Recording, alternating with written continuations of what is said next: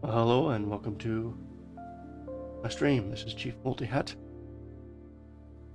More scuff and more programming. Glad to have you here watching the VOD. I hope you enjoy. Basically, I'm just going to sit back and do my work session.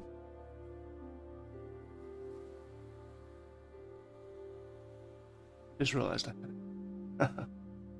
Anyway, I kind of changed up my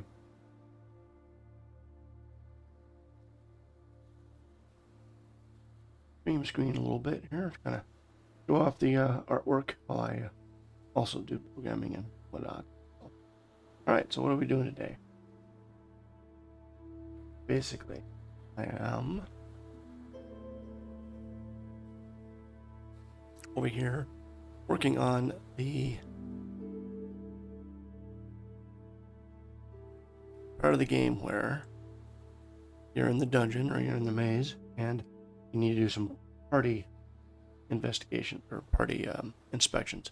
Essentially, you want to perform some duties, not camping, but maybe cast a spell, do some maintenance, and things like that. Going to inspect. This gives you a quick, brief overview of your characters. What you can do is you can grab and realign them if you need to, or you can also choose one of these things above. Ability turns red if you can't use the ability. The rest can. A spell. Now these are beneficial spells.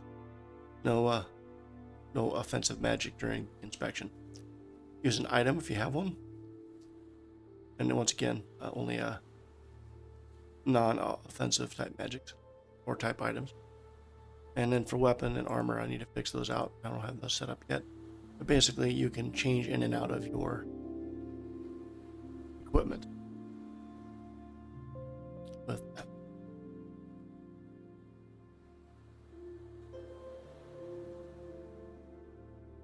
Just pick party member you want, spell, and then who to cast it.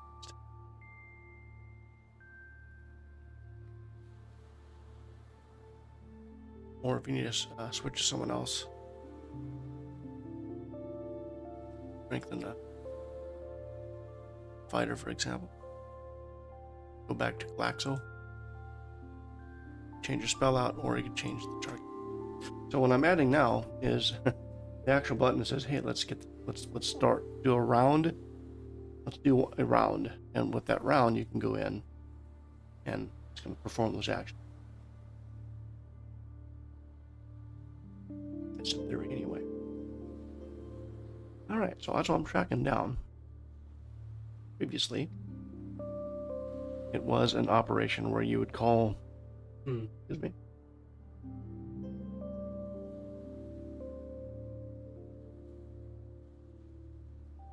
Do signal R, a call back to the server, and then out of bound, or basically the server then, when it's ready, will then respond with the answer.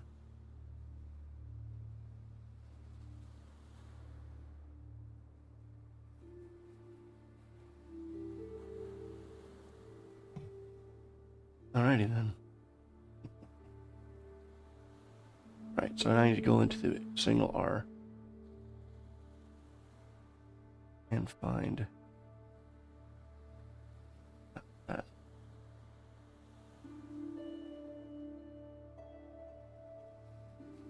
Call explore ready.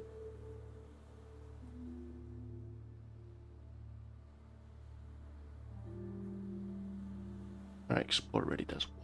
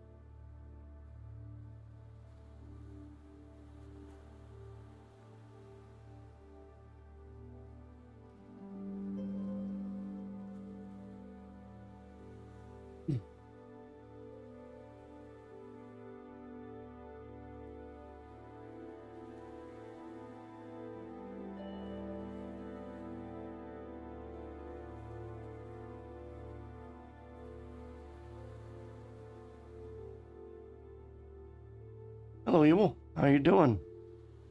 Didn't see you sneak in there. Doing well? Dungeoneering is slow. I think I have adult ADD. I'll start working on it, and then I'll go squirrel.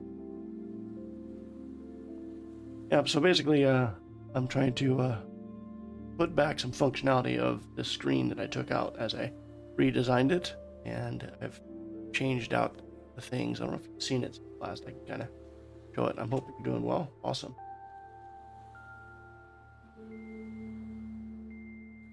Basically, you're in the dungeon here, and basically, if you want to have your party do something, inspect, you could then reorder your party if you need to, or say you need to catch the spell, and I'm gonna have your priest cast Lesser Heal. You could then pick who to cast it on, and you can basically queue up all the several actions. Then I'm just about ready to plug in the button that says to the effect of do it, perform actions, or I'm not sure, some probably ready. I need to put some sort of button there that kind of indicates that you're ready to continue. Execute, maybe.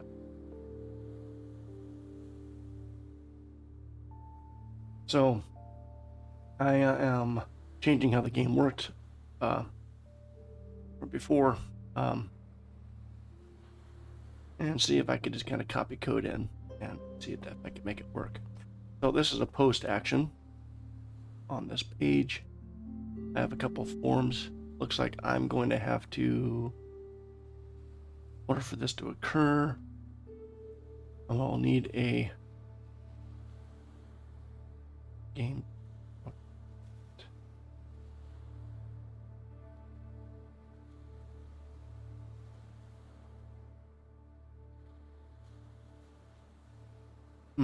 Trying to think my way through this. Glasses. Oh yeah.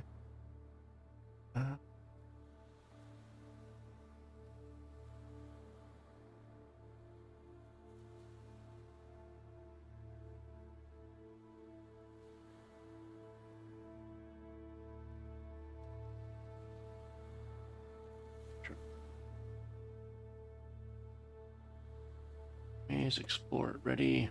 Right, so with JavaScript, maze export ready. I am going to commandeer all of this.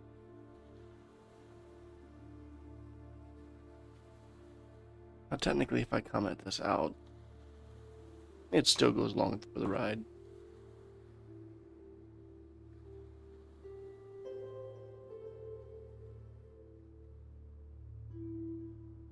No, cheat. So there's a nice little thing about Razor pages. Up in here, when I create the Razor page, I have a section, a script section. So I can do something.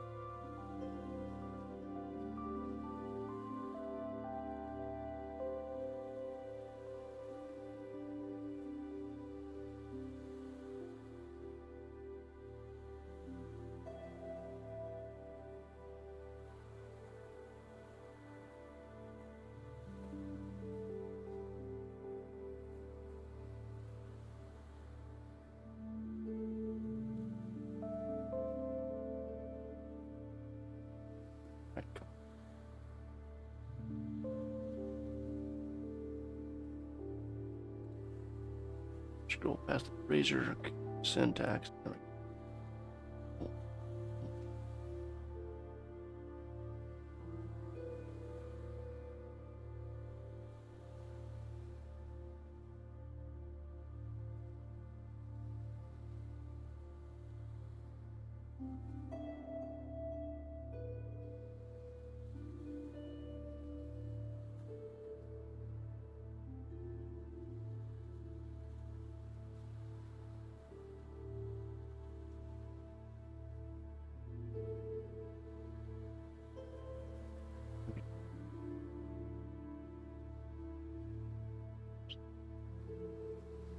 Right.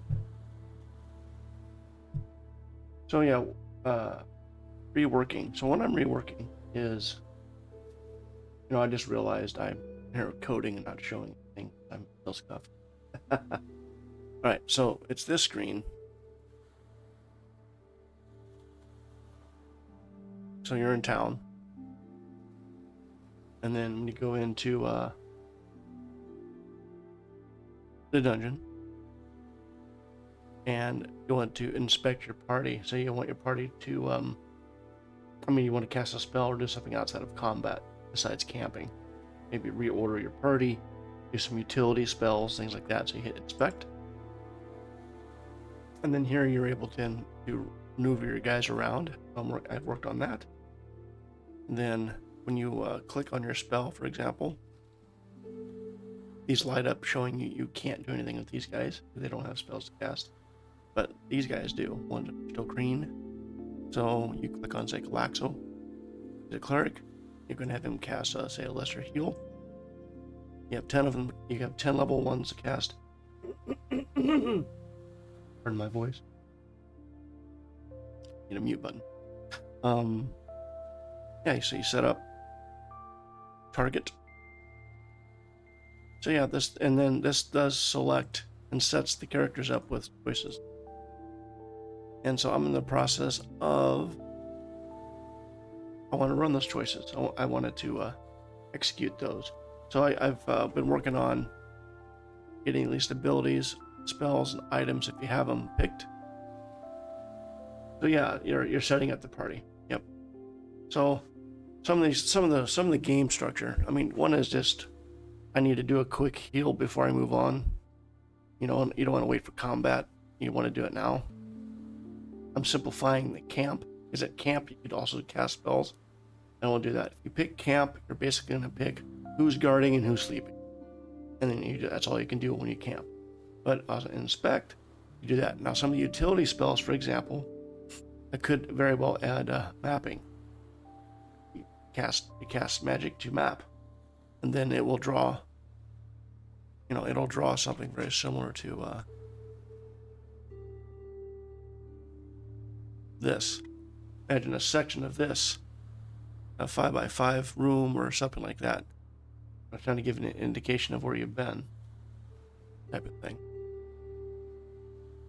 Yeah, this is the admin screen where I could actually go in and, as a dungeon master of the world, go and create up to 10 levels. But anyway, I go back. Remember where to go. There it is. So yeah, I'm adding a button here. When they push the button, it's going to hopefully explode. Everybody dies. I've done something like this before in the past, and I tossed a vial. A vial is basically a magical hand grenade. So I tossed it, and I can use it. It's like, I can use a vial and camping? Okay, let me try it. Explodes, everyone's on fire. Oops. The mage was similarly ejected right out of the party. Out. Trust you as a trusted goblin. So anyway, right. So dev-wise, here we go. Code. So it's actually touching. I'm setting up. So this is the web page, actual web page side. So this is Razor. It's HTML mixed with what's called Razor page, which is basically C# inside of HTML. It's going to render the page on the server and then send it to your browser. And I'm in the process of basically saying, hey, I want you to execute this thing when they push a button. So that thing is this JavaScript.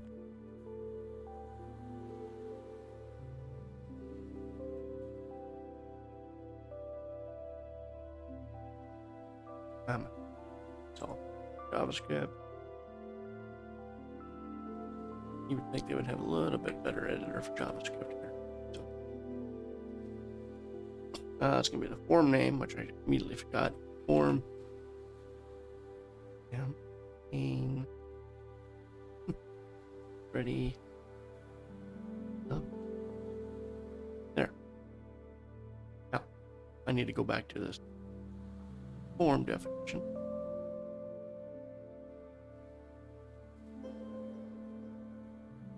And put in here.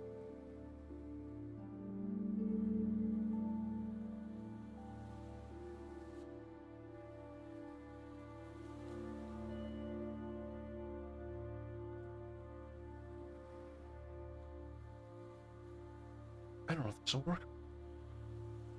Oh, we'll find it. Explorer. Pardon me. Alright, so that's the case. That should come down to here. Post explore ready.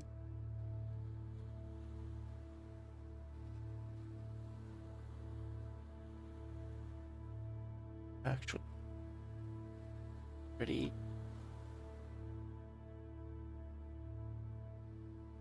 Let's go up.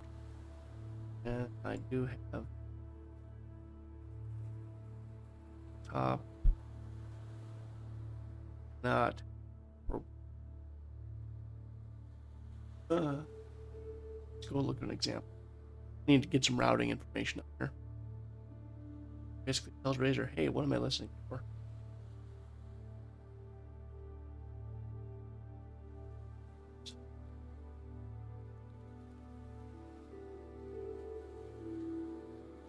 Now we can try.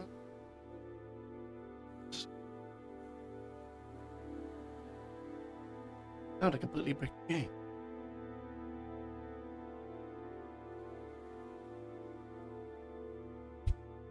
Right, let's see.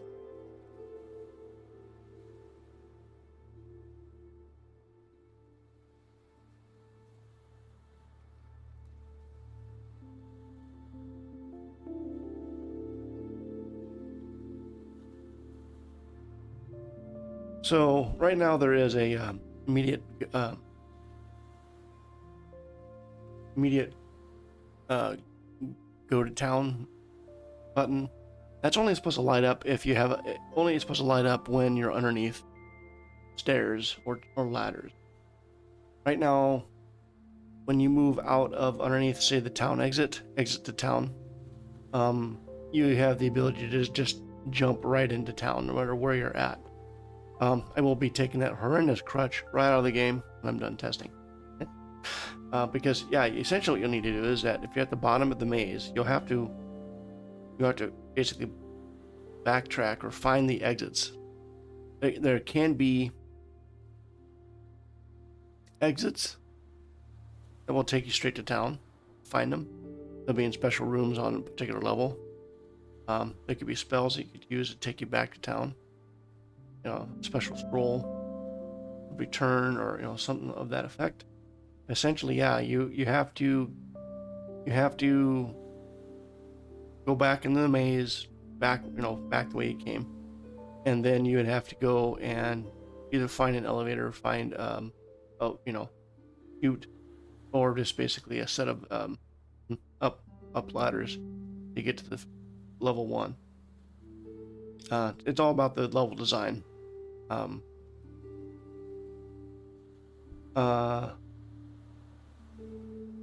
Most likely I will put secret room areas, and I'll need to add the functionality to not just go down a level, but actually have a target, like a room target. So when you go through the portal, it will take you through to exactly that location, so that you could have basically access areas. So yeah, you either would have the long route,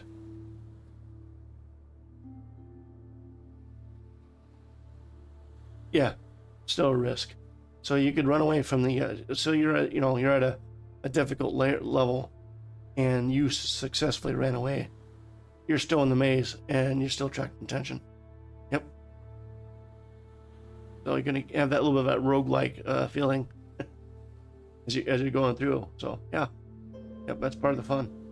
Oh, well, at least I hope it's fun. Yep.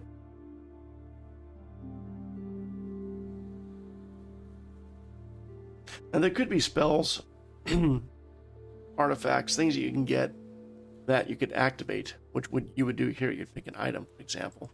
You pick somebody who has it, activate the, the warding, monster warding. Monster warding will last, X number of time, and then you have to, generally, the first level, when you always enter the maze, it's always the first floor. But as you explore it, you will discover areas that you go down a hall, go down this door, go to the special door, and then you have you could skip down to say level 4. So there'll be places in the maze that allow you to skip down to different places, but some of them won't activate unless you've explored enough of the map. You got to hit, you got to unlock requirements. Yeah, you'll unlock things. The other thing I could do, excuse me, is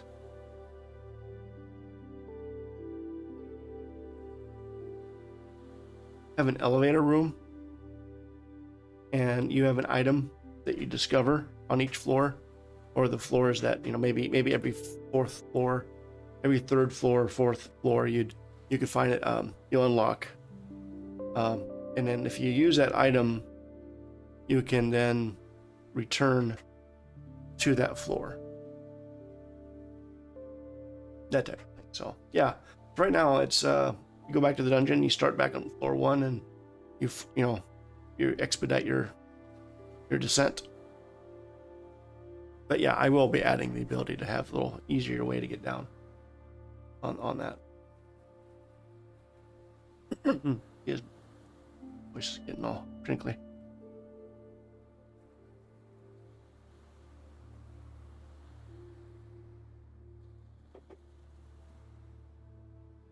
Drink coffee. Never go.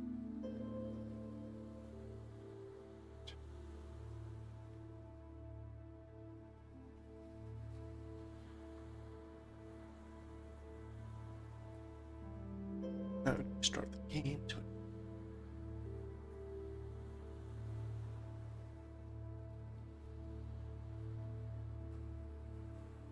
Okay, so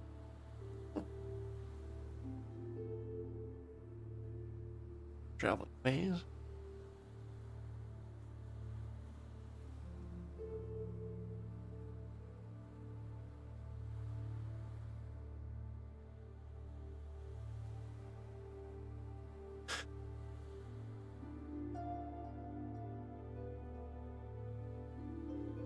I need to update this list.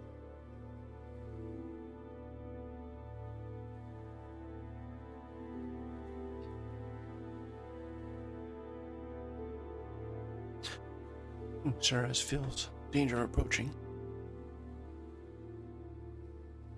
Danger still approaching. More danger. Okay, now there we go. Oh no, slimes. Glaxo is battered. Not fried. Just right, let's just start with everyone to attack. And yeah, so yeah, I'll explain it after the battle. I think it's kind of ingenious, but I don't know. It's kind of fun. All right, just slimes. That's okay. I'll see if I can put some of them to sleep or hit battle. All right, I need to fix that. Wizard has tried to cast a spell, but forgot which to cast. That's because I selected. I told him I want you to cast a spell, and now battle. Okay. All right, let's just go back to battle. Forget about casting the spell. Now, mind you, these slimes. What was it? Battle. Here we go.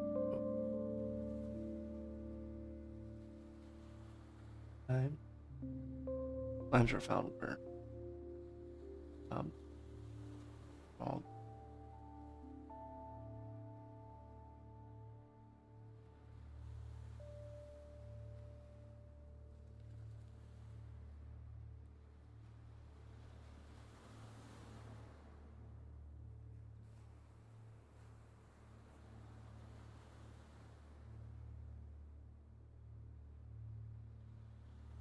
Yes, slimes. So, slimes, white slimes, okay. Blue slimes, cyan, green, lemon, pink, red, violet, white slimes. White slimes all share, these are the bonus these are the stats of a slime, or a mob fighter. They're pretty good stats for being a slime, actually.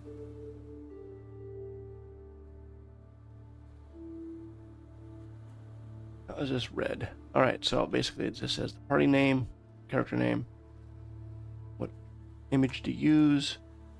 Weapons are basically slimy tendril. And, alright, so.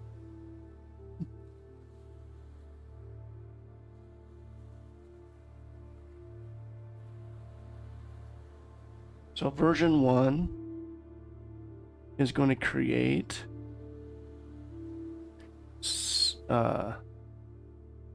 threshold 0.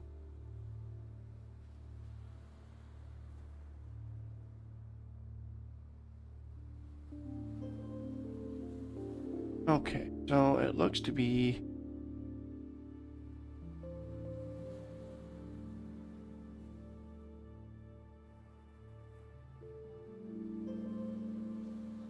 total version control for slime.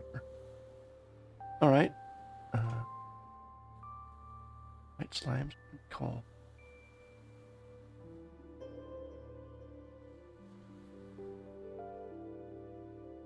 Version 1.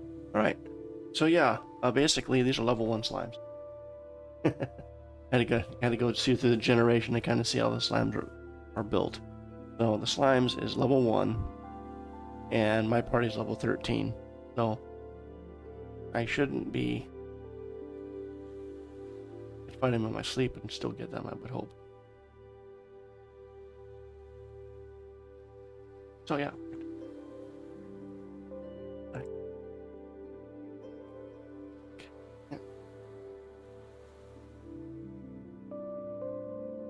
Yeah. Back. So right now it says town recall. That generally would only have it if you have, say you cast a spell or use an item that gives you an effect. And while that effect is on your party, you will have this button called town recall. So any moment that you push that button, you get to go to town. Ideally it just disappears, but when it comes to stairs, you can tell these stairs come down from above, but they don't go to the bottom. That just means they only go up. Now it says you can go to town. If these are just stairs that go in between levels of the maze, then it would say up or down, depending on what is, if it's up and down. I have one button says up, one button says down. You get to choose. What's interesting is that as the maze maker, you could decide to create a stair that goes down, but once you're down in that room, that stair disappears. One-way stair. That's always going to be fun at the lower levels when you know that each level below is like exponentially harder. Well, not exponentially, but definitely harder, and suddenly now you're stuck down below. Oh no. You need to get out of it. Right. Tell.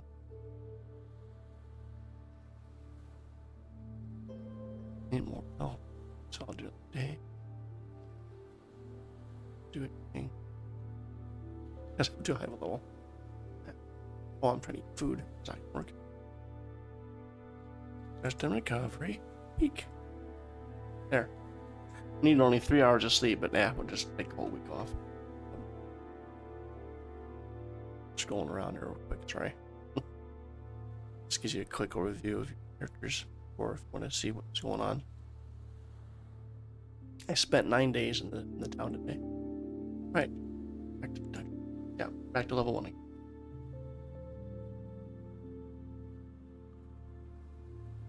Moving through. Right. Inspector. Inspect. Okay, so that says have a ready button. What?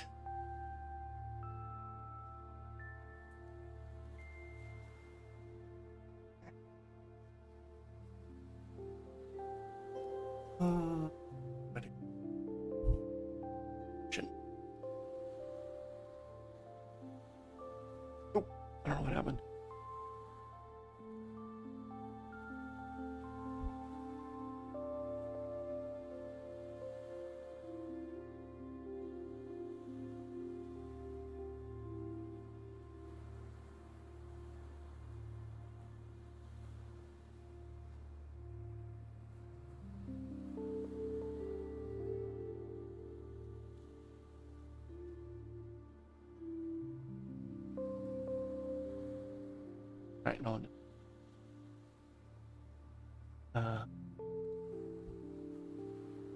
Fine.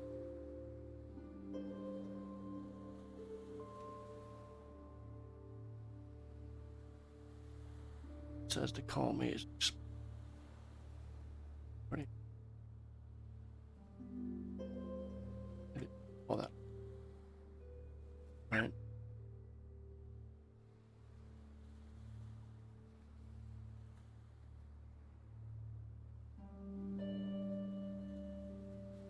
Form campaign ready. Submit.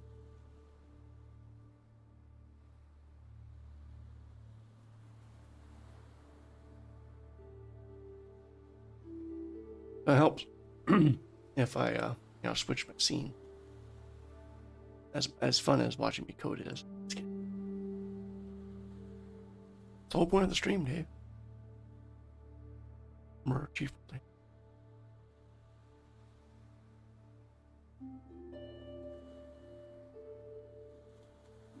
So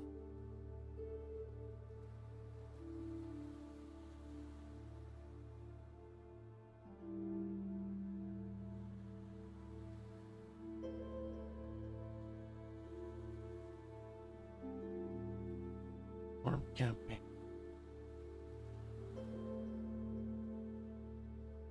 Oh, let's see.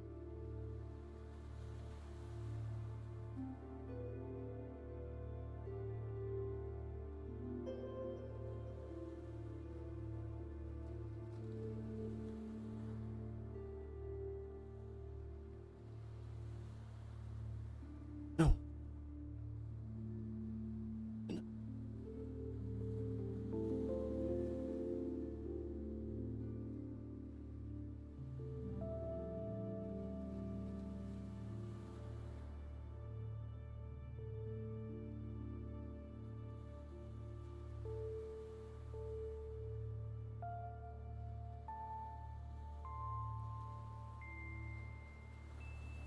Let's see if it's even called.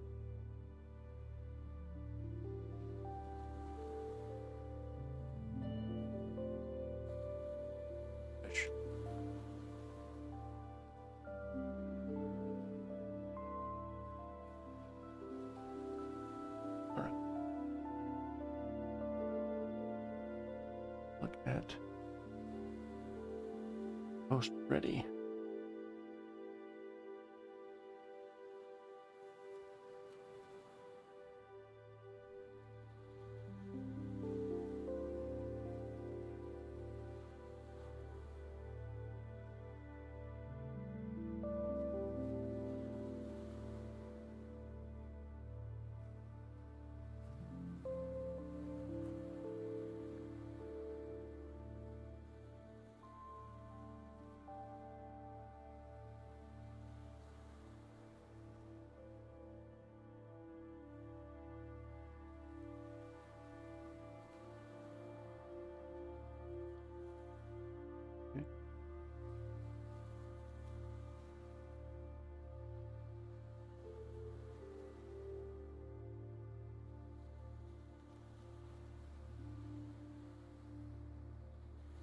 Oh.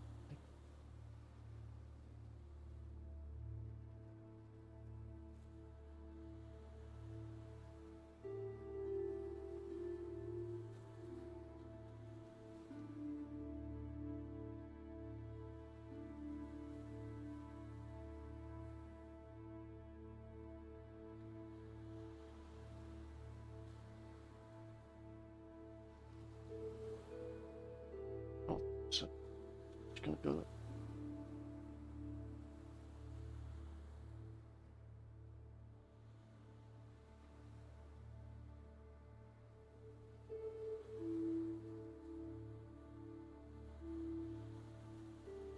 What do you think? Should I always have the monsters scrolling by here, or should I leave some of them out so that you get surprised when you play the game?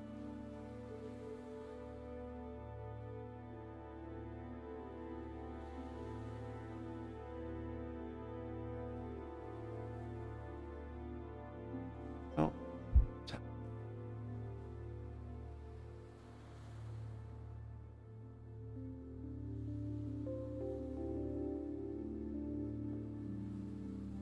Yeah, I mean, on the stream, I should leave some of them out. That'd be kind of fun.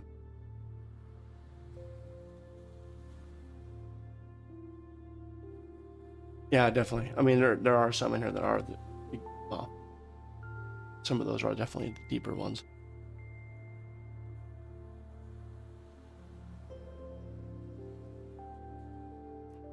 Okay, no, if that's, what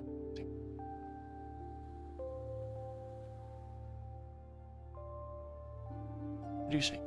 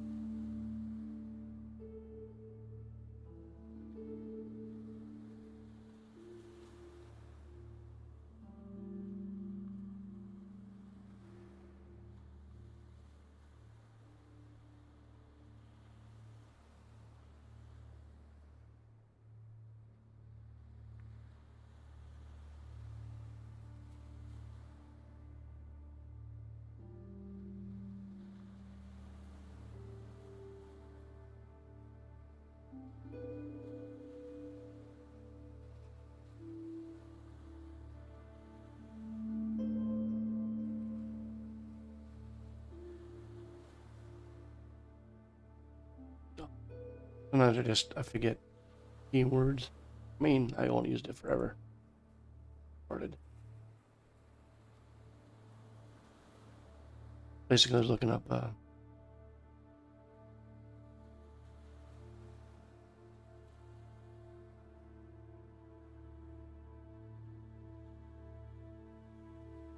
oh yeah, definitely. Yeah, I'm just saying on the stream itself, I have the mob designs just kind of scrolling, just kind of just rotating through constantly. But yeah, I mean, you're gonna end up finding some of those they haven't seen before, and we get too much out. But yeah, I think it's the fact that that you haven't, even if you've seen the picture of it before, in the context. Oh, that's the monster, and this is the level I'm on, or that's what's going on. Oh no, you know, you learn that. Oh, this is dangerous.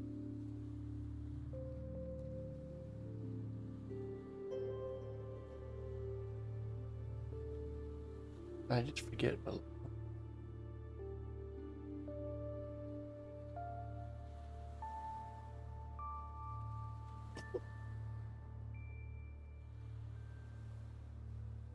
Yes, after. Okay. It's the mobiles. What was big? Let's see. Oh. Okay. Thinking. Maybe.